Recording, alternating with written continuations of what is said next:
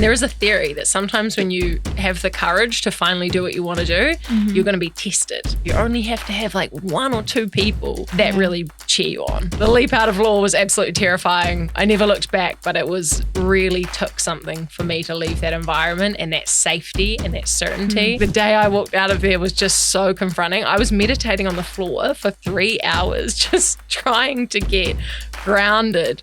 Because I was like, what have I done? What have I done? I discovered parts of myself I didn't even know I had. If you're dysregulated and your nervous system's offline, no action. Do nothing except get regulated.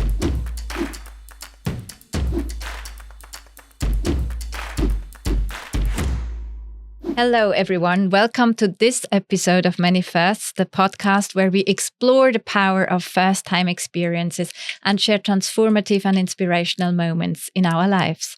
I'm your host, Regula Fischer, and I'm super excited to be here today, live in the studio with Briony McKenzie.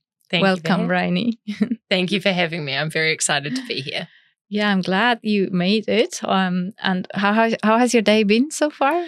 Oh, today was actually quite relaxing. I had a lot of space today. I've been taking a bit more time off and I just had a couple of calls this morning, which were great. And then I had this to look forward to. So it's been good. I'm glad to be here. Great. And nice and sunny and beautiful temperatures. Of course. Right? That always helps. Of course. In Portugal, the sun is always shining. Yeah, otherwise we have our sun here. Yeah, Shines brightly. Exactly. Just a few things about your life to introduce you a bit to our audience. You left a corporate career in law, to then build a 7-figure education company called Untapped. And you did not only, in that sense, build a company. I mean, that's of course already a big thing to do, but you also built a powerful team. And together you've supported thousands of thought leaders and experts in bringing themselves, their mindset, and their businesses to the next level.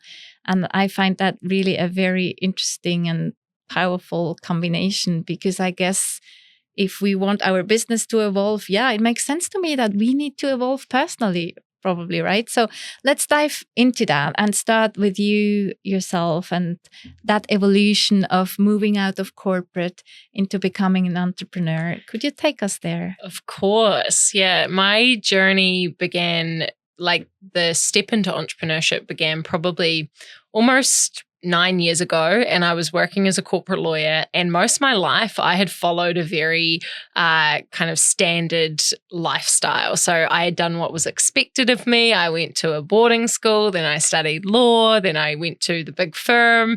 I followed every step that life paved out and kind of thought that I was hitting all these success milestones. And it got to the point where I was working in this law firm and I was standing at the printer one day and a junior lawyer said to me, "So why did you choose to do corporate law?" And I had this moment where I really sat and thought, did I really ever choose this? Like, did I ever consciously stop and choose this path? Wow. Or did I just keep doing what was expected of me? And it was a really confronting, when your life kind of stares you in the face. And I really stepped back from that and decided to go on this kind of journey to really understand myself and how I ended up where I was. And I went to some seminars and things and, personal transformation workshops, thinking I was going for career coaching. Well, it was a big surprise because even at one of them, the trainer, he said, "Look, just take a seat and let's see what you discover." And oh my goodness, it was realizing like how I created my identity, why I did everything that was expected of me, where my perfectionism came from. It just unraveled a lot of how I ended up where I was. And the more work I did like that was so beautiful, yes, confronting, but also incredible because I started to get to really understand myself and what I wanted with my life and what my values were and why I felt so unhappy in law because I really was unfulfilled in law. So that really sparked this journey of transformation. I never actually thought that I was going to be an entrepreneur or have my own business. I was very mainstream. So I just thought maybe I would be like an in-house counsel or a consultant or something a little bit different. But I worked with some great coaches, which is why I love coaching as a modality. And they really challenged me to go after my dreams and to understand myself again and what I could bring to humanity. And so, again, just sitting in a coaching session, she was like, "Look, Briony, here's some options. What one is most exciting?" And I was like, starting my own thing. And she's like, let's go, let's do it. The leap out of law was absolutely terrifying. I never looked back, but it was really took something for me to leave that environment and that safety and that certainty. But I just had a deep knowing that I was meant to do more. Thank you for sharing that. Yeah. That leap, actually, I'm terrified. I can so relate to that.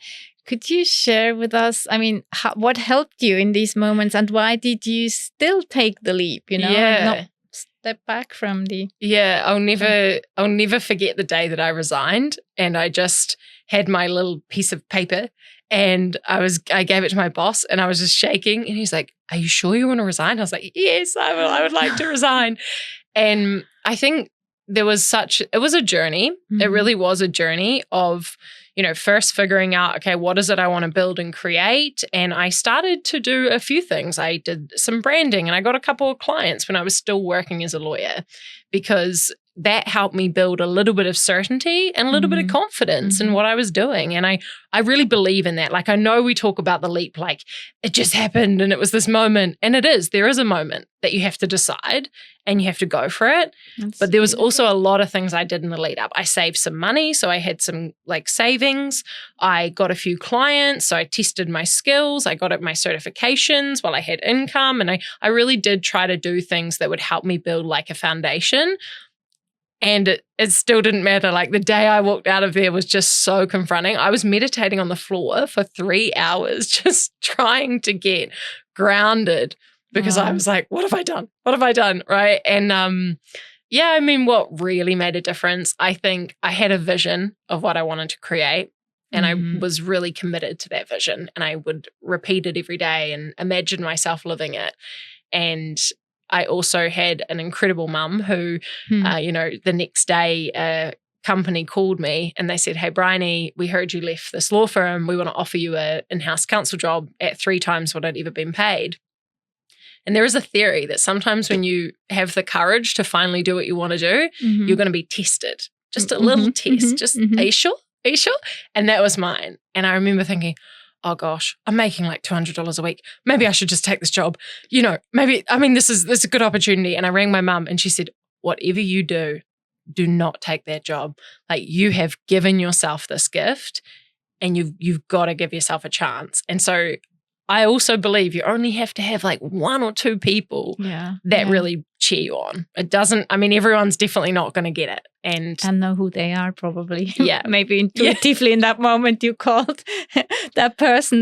Maybe there could have been others that would have advised you in a different way, but yeah, beautiful. Yeah. So you didn't regret that at all? No, I never regretted it.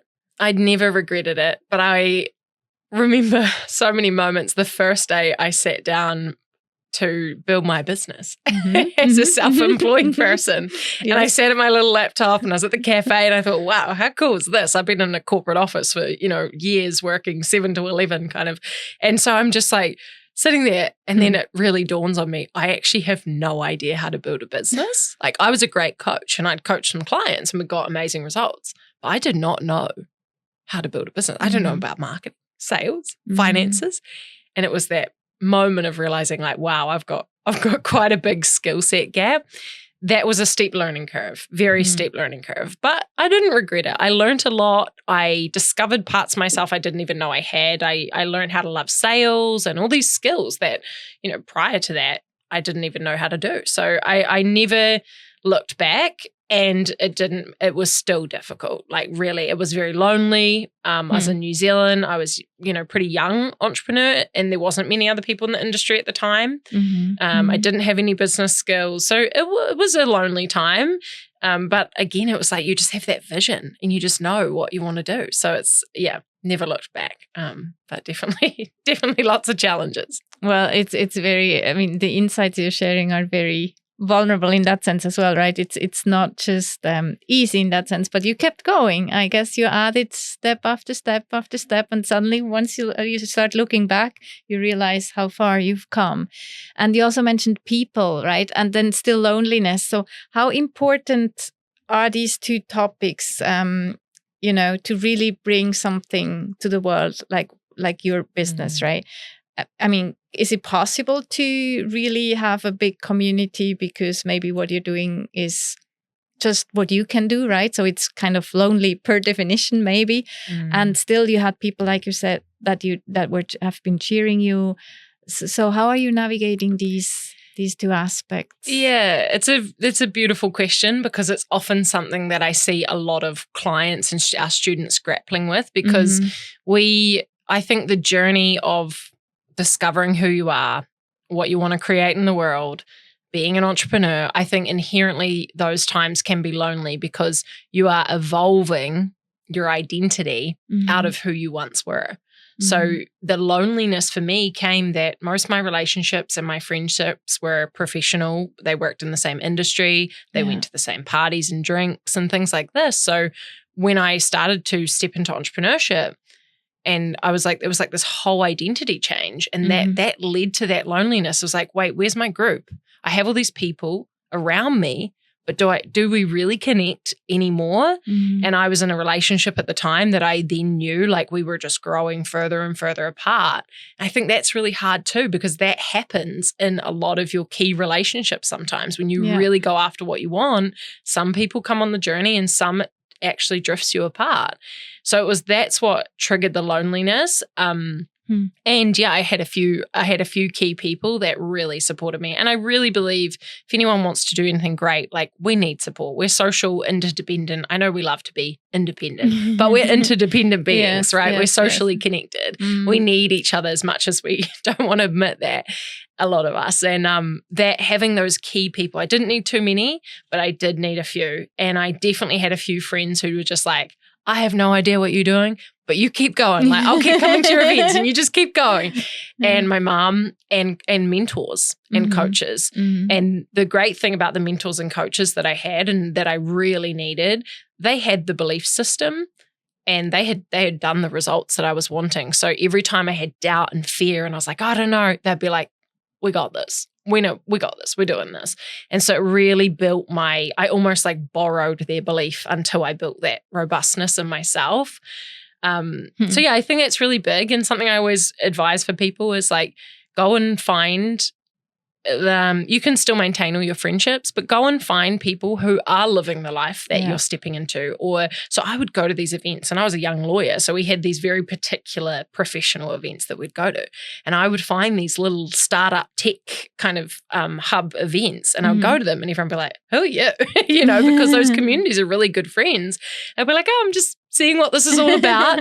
I'm a lawyer, but I'm just checking it out. And that was so good for my confidence, because I was like, oh, these people are cool and I can learn. And it built this new community that by the time, again, that I left, it was like, okay, I've got friends who are doing this. And I think we really, we know the 4-minute mile and things like that. Like once you see someone doing it, humans, we realize it's possible for us. So so important. Community and coaching you mentioned as well. And I think talking about first times and your first coaching experience, I think that's something that you remember very well, right? Maybe because it was the first time, maybe because of something else, I'm not sure. But could you share that with us? Of course. So my first coaching experience, I was sitting in the seminar. There was maybe 150 of us. It was quite a big seminar. And so it wasn't one-to-one coaching. It was my first kind of seminar transformation experience. I'm sitting there thinking we're going to talk about my career and what I want to do with my life. And the way that it worked is they would bring up a distinction or a concept, and then they would have people come up to the front and they would coach them. Okay. And the concepts and distinctions are what would be known as like paradigm shifting. Like you really got to get your head around it. So it's not so linear, like this is about my career, my life path. It's like, how did you end up being who you are? Kind of those deeper questions. So I'm sitting there watching this person who goes up the front being coached, and I'm like, wow. And I can just see the light bulb like going off in this person's brain just simply by the coach questioning. Just asking questions and tell me about that. And did you notice about this? And then this person was like, just got this enlightened moment about who they are, what they've been doing, why they've been stuck. And I was like, what is that modality? Like, how did that, I'd done talk therapy, psychologist, like I'd done a lot of that stuff, but I was like, what was that? And that was coaching. the ability to question, to mirror, to show blind spots, to ask powerful questions and mirror back until someone has the insight themselves, because that's a million times more powerful than being told something, or just talking the whole time. It really was the art of the questions and that insight. And that was the first moment that I ever saw coaching like demonstrated so powerfully. And for me, I was like, I want to know how to do that. And is that also what you do then for your clients? Yeah. So a lot of my kind of skill, yes, I bring tools and training and programs and materials, because there is sometimes for a lot of us, there's what we talk about, a skill set gap and a mindset gap. And so for many people, there is a skill set gap around they don't know what they don't know. Maybe they don't know about their energy systems or their financial systems in their business, or there is genuinely intellectual things for us to learn. And then there's also this mindset gap piece, which is where, okay, I know all the things, or I know what I need to do, but I'm not doing it. And coaching, really, what I love bringing there is helping people get underneath or maybe see a perspective they can't see. So that's, really combining those two is what I love. And our programs have a lot of accountability and community, again, because I know that a lot of us are trying to do it alone. And it's so great when you just have other people kind of cheering you on. That's so true. Could you share one or two of the biggest, in that sense, transformations that you have seen in your clients? Most maybe most fulfilling, rewarding for you also. It's just a lot of amazing stories, but one that comes to mind is one of our clients, Gail, and she won't mind me sharing because we've done a lot of interviews on her story and journey. So every time I had this program that was for female leadership development. So women really wanting to activate their purpose and perhaps change career, but really understand what they want to create. And this program we had run maybe 12 times. And Gail, every time she said, I should do it. And then she wouldn't do it. And then for years. And then I got to the point where I said, look, this is going to be my last round for a bit. I'm going to explore some other avenues. And and it was the last one. Put out the email, and she emailed back, oh my gosh, I have to do it now. I was like, 2.5, 3 years later. Anyway, so she jumps in the program. She did incredible. She did that program. Now Gail was a solo mum of 3, and she was a mum when she was 16 years old. So she has had an incredibly challenging life, and a lot of hardship, and is also one of the most powerful people I've ever met in the world. She just has this, what we would call in our Māori indigenous culture, mana, and she just has this power. And she came through the program. She started to really activate her worth, what she wanted, and started to declare and create, I'm going to have a life bigger than being in the system, and I'm going to create a vision bigger than my family's ever seen that I can support. And then she came into our next program, and that's a leadership program, and that was more about starting to take your purpose and express it in the world. It wasn't business per se, but it was about really starting to elevate how you were showing up. So she started to create a community for other mums, young mums, which are one of the most discriminated. Unfortunately, they get a lot of challenges in New Zealand and things, and a lot of solo mums do. And so she built this community to really support them. And then she was like, okay, now I didn't grow up with any business information or knowledge. I got no idea how to do all of this. So I want to do the business programs, and I want to learn how to take this thing and make it pro, go pro with it. So she came into the business program for over a year, and she went through the entire process, and she took this kind of little concept, let's say, into a fully fledged business. She built her own program specifically for young mums, empowering young mums. And she started speaking on stages. She got invited to events. She started running retreats, and she built this phenomenal business that now supports her family. So she can support her kids. She has more time with them. And obviously in the whole process, witnessing her realize who she is and how powerful she is and how much she has to contribute was just a gift. And that was a 2 or 3 year process. So I think I get the privilege of working with people for quite a long time, and you really see how much they transform and what they start to create. And it's so interesting what you're saying, that you still see it And thanks for sharing. Also, I mean, I will look her up. I'm very curious now. So inspirational. And yeah, because often when we're in a process that is longer, and I do think these two, new self-identity creation processes, they don't happen overnight, right? But then sometimes we forget where we were because we're, with ourselves every day, and we lose track of the progress we're making, right? So to really still be aware after such a long time where you started, you two, in that sense, in your collaboration, and then where it took you. So that's very, very beautiful to be aware of that. Yeah. Now, with regards to so your clients then are aware that it might not just be business that you talk about with them, right? Very. And in terms of, I know it's very stereotypically if I now ask, and it's also in today's world, we're not necessarily male, female.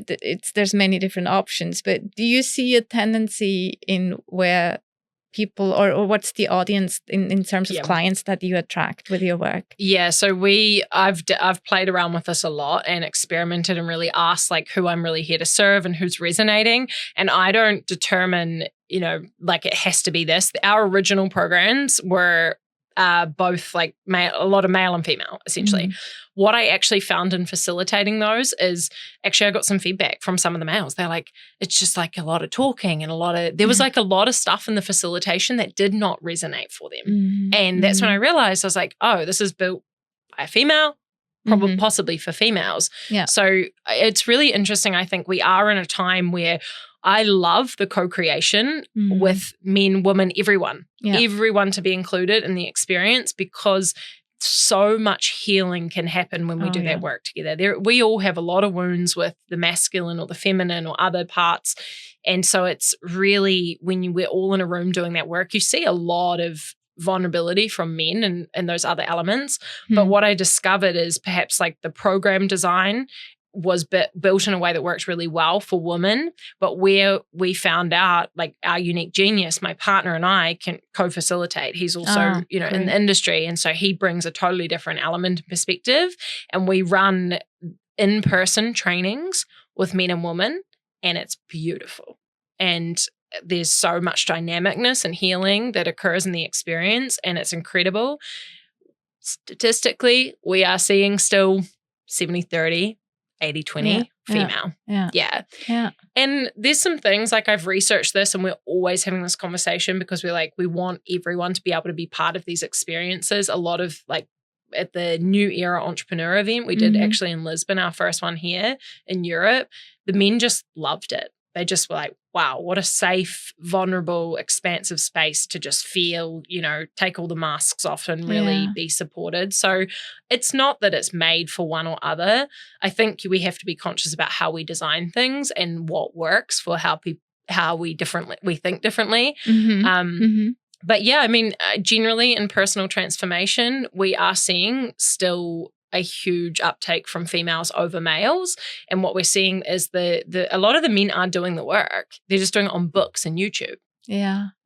Less with a community, maybe in that sense, to generalize it a bit. Yeah. But yeah, we also say, right, that if we look back at where we're coming from with gatherers and hunters, that the women were typically the community builders. And absolutely. So it makes sense. And I get that. Like some of the guys who join our business program, they come in, they have a goal, they have an intention, they got what they need and they leave. It's different. The women stay for the community and the resource sharing and things. So, and that's okay. And that's what I've realized. It's like they actually just process really differently. And it's like, I think sometimes I've seen some incredible spaces of men building spaces that resonate for men. So I think it's just finding, what we each need. And but there is something magical of all here working together too. I agree to that. And the experience, it's there's these poles, right, that we know in every aspect of life in that sense, with day and night,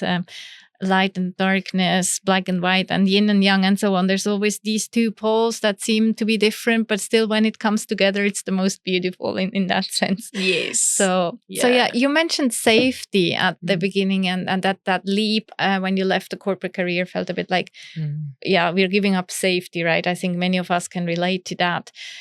what gives you safety now, or where did you find safety again after, what changed in your life? Good question. Wow. Powerful insight. And I would answer that so differently at that moment versus now with hindsight and with my evolution over the last 7 years since that jump. It's like in the moment when I leapt, what helped, and sometimes when I'm coaching, what I see helps because I can see the kind of paralysis that the mind and body goes into is like things that helped. I said, 6 months. You've got a 6-month runway. I'd put some money in an account. So I had some savings, not that much to be fair, but at the time it felt like a lot. I don't know what I thought I was going to do with that. But anyway, it was enough for me to feel like, hey, I've got a little runway. So I gave myself that, sometimes I think our brain goes so extreme, like I'm going to step off this and then everything's going to fail and nothing will ever be the same. And it's like, actually, I was like 6 months. If I do 6 months and I fall flat on my face, like nothing takes off and it really doesn't go where I think, I can literally just apply to be a lawyer again and I'm sure someone will take me. The funny thing is when I say that now, I'm like, I don't know if anyone would take me anymore. I'm like 7 years out, like that's a very different perspective now. But at that time, it brought me so much peace to just say, hey, like 6 months, give yourself a shot. Give yourself a go, back yourself. Worst case, it really helped just narrow that kind of raging inner critic fear part of the brain. So I think, sometimes worst case does help. I don't like to do it too much because it's like you are focusing on the worst case. And so, but it did help just, okay, that's all right. And meditation was huge and visualization because I'm trained in NLP master and hypnotherapy and lots of I love different modalities. Yeah. And so I understand the importance of where you focus your energy in your brain and visualization, because a lot of us, when we feel fear and anxiety, we're subconsciously focusing on a reality we don't want to occur. So you've got to learn how to tame that mind and get that to go where you want it to go. It's a focused energy and intention. So every day I would use my own hypnosis tools and scripts, and I would write my vision scripts and I would practice them to keep my mind and my subconscious focused on the outcome I was creating, which was visualizing speaking, podcasting, or, running programs. Like it was visualizing the life I have now, but it was really focusing on it. And that was such a great practice because it would help me when I would wake up and feel confused with what to focus on and scared and what am I doing again. It would just anchor me. This is what we're doing. This is what we're creating. The body and the brain don't know the difference between reality and perceived reality. So the power of that practice is your body viscerally starts to respond as if that's your reality. And it's not yet. Like that's something you've created in your mind, but your body starts to respond that way. They've done scientific studies where they had someone actually playing the piano and then someone pretending to play the piano. And they were like, it was only 10% difference of the performance. It's like, what? That was pretend. Wow. So you literally create muscle memory. And that was just a game changer for me because I didn't have any evidence as to why. I'm from this tiny town in New Zealand. I was a lawyer. Like, why did I think I could do that? Because I mentally rehearsed it. A lot of athletes use it. So those things were great in that time. Over the years now, I'd say I still use a lot of visualization, but the nervous system regulation has become a huge part of now how I build safety in my body. That's not something that was as researched or as prominent when I transitioned. It was around, but it wasn't as understood as it is now. But now I can understand how do I get myself regulated and in that sense of what's called your window of tolerance, so I can feel safe and grounded in my body and then take action. I think originally I would do my mental rehearsal. It would get me just to a regulated point. But now creating safety, if you can get yourself regulated, that's your number one place. From that space, you're more creative, more resilient, more grounded. So that's now a huge tool. And I tell our clients, just if you're dysregulated and your nervous system's offline, no action, do nothing except get regulated. We've got these little quotes, but first, regulate. Do nothing. I just need to write that because I think it's a challenge in today's world, right? I mean, how is that for yourself? How easy is it for yourself to do nothing? And then maybe also your clients. But yeah, if we zoom in back on you for a bit, your personal experience with that. Is that something you like, to do nothing? Or Oh gosh, such a journey. No, I'm like a classic type A. I love active relaxing and doing. And so my first few years as an entrepreneur, I tried to work and operate like kind of the way I did as a lawyer. Just go. Let's get this thing done. And I burnt out. My health really started to take a toll. My relationships, I found myself just one day in the server room.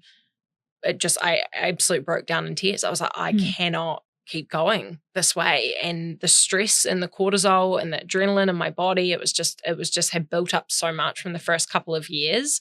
And that for me was a really big moment. And the first time I realized like, if I don't get this under control, this pattern, then I don't think I'm going to be able to keep being an entrepreneur. Because to truly make this work, I have to learn how to do this sustainably, not like both feet on the accelerator. And there's a lot at stake. Like when you know what you love, you know what you want to do with your life, that's a lot to say if you don't, so it really forced me to start to look at this pattern and this overdrive pattern and learn how to rest. I actually did a Forbes feature all around rest as your superpower. Like it is one of the skills that I had to learn. No, I didn't like it. Like when my coach would say, schedule 4 hours of white space in your calendar and just see what you discover. I was like, excuse me, do what? And then it's funny now because talking to you today, when you said, how was your day? I was like, wow, so spacious. I had a couple of calls and then I came to the podcast. It's like, that's a very different version of me even 5 years ago. So I really struggled to do nothing, let's say. But I also really learned that true rest was what was going to propel my career, my well-being, my enjoyment of life. And it became like a masterful skill. Like I actually got like obsessed with how do you rest and rejuvenate truly, because I was like a half rester, like lying down watching Netflix, but kind of doing something. Like it's not rest. Like it was really learning like what does switching off actually look like? What does white space in the calendar look like?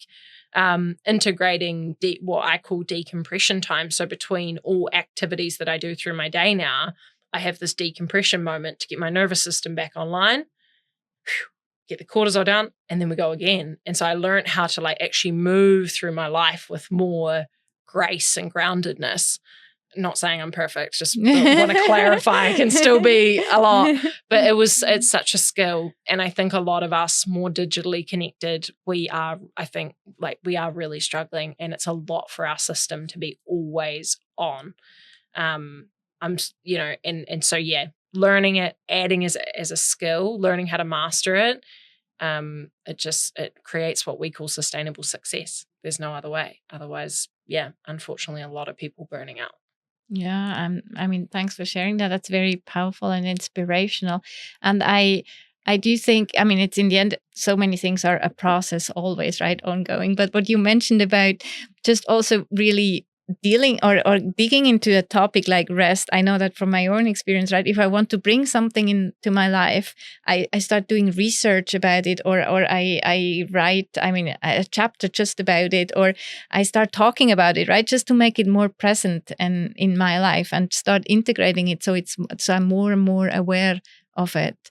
And so we can work with the mind to absolutely really to learn these new realities in that sense, where rest gets its space. Absolutely. Yeah. If it's not part of your conversation or your calendar, then it doesn't get created. And everything you explained there is so beautiful. Like you're bringing so much intentionality to it. Yeah, that's a good word. Yeah. It's like, I'm being intentional about this. I'm exploring it. I'm being present with the process.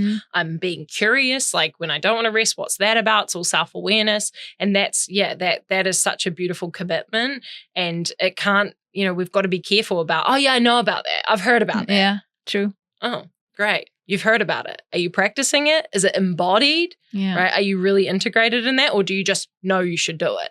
Because there's a lot of learning. Like it's really cool how you just described everything you do. Because at the moment in the information age, there's a lot of learning. Yeah. And it's so nice Yeah. for the cognitive. It's like, oh, tick, I'm learning some productive things. And embodiment and mastery, like, you know, we're now in this information age where there's just so much information available, but transformation occurs through deep integration, deep embodiment, repetition, as you were sharing, like you write, you read, you talk, you embody until it gets into that cellular level and then an identity. And that takes practice, patience, and commitment. And, you know, a lot of people just like on that hamster wheel, like, give me another podcast. Oh yeah, okay, I heard that same thing again, but give me another one. And it's like, wait a minute, just less consumption, more intentionality. Yeah. That's very beautiful. Yeah. Very beautiful. Also, I think to end our beautiful conversation here, just to wrap us up, what's the first time that you would like to create? Oh, like future? Yeah. Oh, I know straight away. My first time I want to be holding, one moment I actually realized it today. I am so excited for the first time when my partner is holding our baby. Oh, wow. Yeah. Beautiful. Well, I can't wait for you to share when that moment is there. Thank you. Thank you very much for all the insights into your life, both business and personal, and for all the wisdom you shared. Thank you so much for having me and creating this space. It's such a powerful conversation. I think many firsts like really allow us to be present with all these moments of transformation and moments of courage. And so it's a really beautiful opportunity to reflect and share. Thank you so much, Briony. Thanks, Rich. Thanks, everyone. If you liked today's episode, it would mean the world to us if you share it with anyone that could need a boost in courage, or also if you share your own reflections about it with us in the comments. And let's keep creating healthy, powerful firsts together. I'll see you next first time. Until then, much love and courage. Ciao.